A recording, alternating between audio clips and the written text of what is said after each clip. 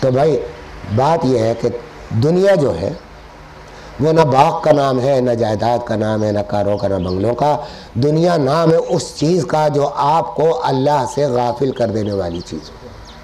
سمجھا؟ چاہے وہ کچھ بھی ہو، بیٹا ہے، بیٹی ہے، بیوی ہے، جائیداد ہے، باغ ہے، مال ہے، جو اللہ سے غافل کر دے وہ دنیا ہے.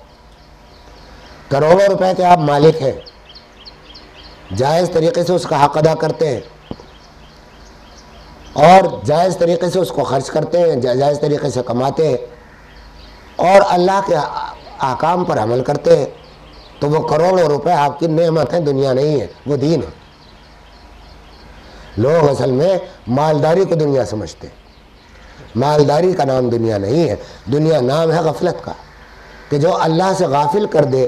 جو دنیا کی کوئی بھی چیز ہو جس میں دل پڑا ہوا ہو، دل لگا ہوا ہو، وہ غافل کر دے.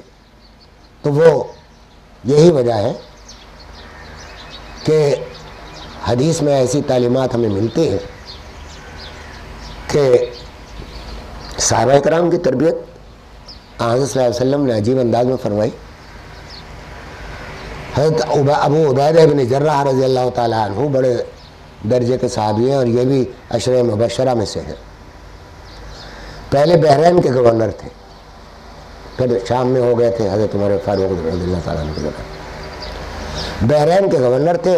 بحرین والوں سے جزیہ لیا جاتا تھا، تو یہ بحرین سے جزیے کی ایک بہت بڑی رقم، اور رقم کیا، وہ رقم تو کم ہوتی تھی، زیادہ مال ہوا کرتا تھا. اس میں کپڑے بھی ہوتے تھے اور بہت ساری چیزیں ہوتی تھی.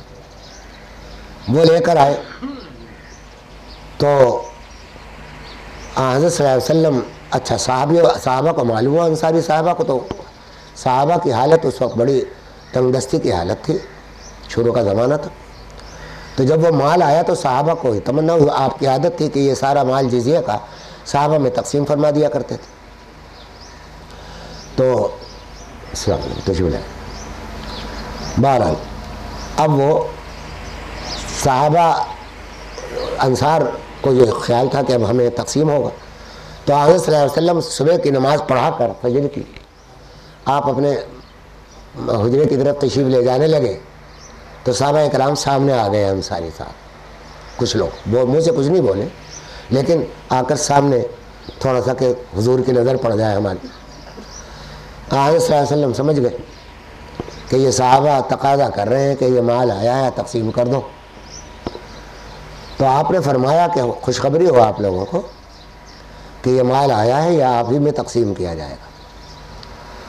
اور اس کے بعد پھر یہ خیال ہوا کہ مال کی طرف اس طرح یہ لوگ آئے ہیں، اس سے مال کی محبت کا ترشح ہوتا ہے کہ ان کے دلوں میں مال کی محبت نہ پیدا ہو جائے زیادہ. تو اس وقت غالباً اسی موقع پر یہ فرمایا کہ حضرت سعد بن معاذ کا وہ رومال جو جنت میں انہیں ملا، یہ ایک اور موقع پر ایک کپڑے کے تھا، اس موقع پر فرمایا. یہاں ایک اور اس جگہ فرمایا کہ دنیا ہی کی مذمت میں کوئی جملہ فرمایا یا اس کے الفاظ یاد. تو ساتھ ہی یعنی یہ بھی ہے کہ مال آیا ہے، لیکن لوگوں یاد رکھو کہ مال تمہارا ہی ہے، تمہیں ملے گا، لیکن ایسا نہ ہو کہ یہ تمہیں دھوکے میں ڈال دے.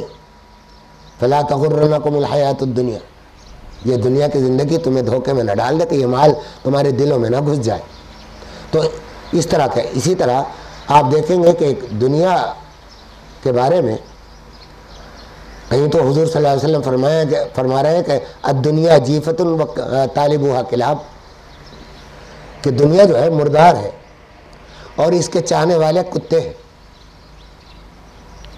ایک جگہ تو یہ فرمایا، اور ہے بھی یہی کہ کتا ہی مردار کھاتا ہے. سمجھا آپ؟ تو اس کے چاہنے والے کتے. اور دوسری جگہ بھی کئی حدیثوں میں دنیا کی یہ مذمت آئی،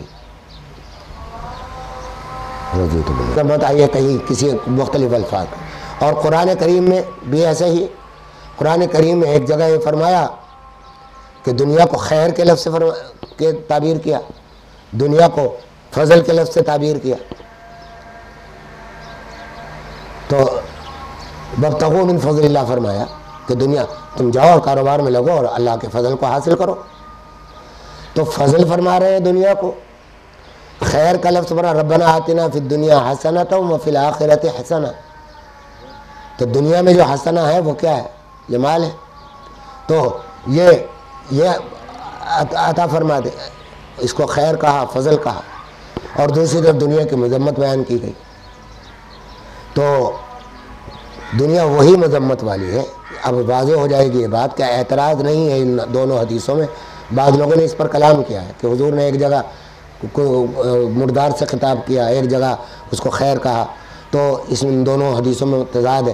تضاد نہیں ہے، دنیا کی تعریف میں چونکہ فرق ہے، اس لیے اس دنیا کو لوگ یہ سمجھتے ہیں کہ محض مال کا نام دنیا نہیں، وہ دنیا مال ہے، وہ دنیا خراب ہے، مذمت ہے جو اور دھوکہ ہے جو تمہارے دل کے اندر بیٹھ جائے۔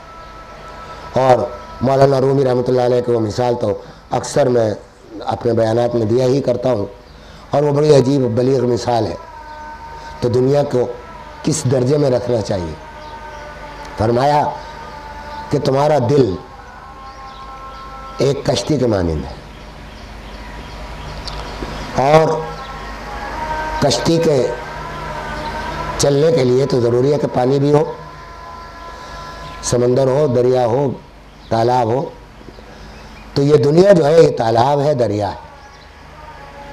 یہ کشتی تمہارے دل کی اس وقت تک نہیں چل سکتی جب تک کہ پانی نہ ہو۔ تو لیکن ساتھ ہی اگر یہ کشتی، یہ پانی جو جس پر یہ کشتی چل رہی ہے، یہ پانی اگر دل کی کشتی میں داخل ہو جائے تو کیا ہوگا؟ یہ کشتی ڈوب جائے گی، یہ تمہیں ڈبو ڈالے گی کشتی۔ اس کو دل میں نہ گھسنے دو، اس سے کام لو، اپنی دل کی کشتی کو چلاؤ، دین کی کشتی کو چلاؤ، لیکن داخل مت ہونے دو اس کو دنیا۔ اور دنیا کے داخل ہونے کا مطلب بھی کیا ہے؟ محبت سے منع نہیں کیا جا رہا، ذرا غور سے سن لیجیے۔ مجھے اپنے مال سے محبت ہے، اگر آج میرے 100 روپے کا نقصان کہیں ہو جائے، کہیں 100 روپے گر جائے تو مجھے صدمہ ہوگا، میرے جائز مال میرا گر گیا۔ اس کا محبت کا مطلب یہ ہرگز نہیں ہے کہ وہ محبت بھی جو کہ طبعی محبت ہے اور حقیقی محبت ہے جو اللہ نے رکھی ہے مال کی، اولاد کی، وہ بھی نہ ہو دل میں۔